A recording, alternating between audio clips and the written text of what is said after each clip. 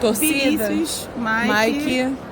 O terceiro tá disputado. Nosso terceiro lugar tá disputado. Ah, cara, eu acho que o terceiro aí pode encaixar...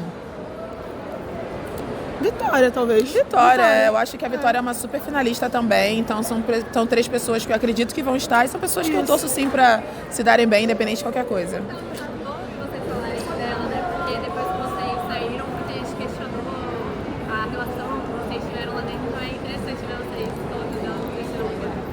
Eu acredito que o que nós tivemos dentro da casa é o normal que acontece aqui fora. Isso. Mas quando julgado por outras pessoas é muito fácil, né? Tipo, falar sobre. Nós nunca tivemos nada contra a Vitória, assim, que não possa torcer por ela. Pelo contrário, nossos embates foram lá do jogo e vida que segue. E se ela vencer, vai ser legal pra caramba também. Isso, embates mínimos e aqui fora a vida que segue. Eu não tô mais no Big Brother, então assim, pra mim, Isso aí. de boa.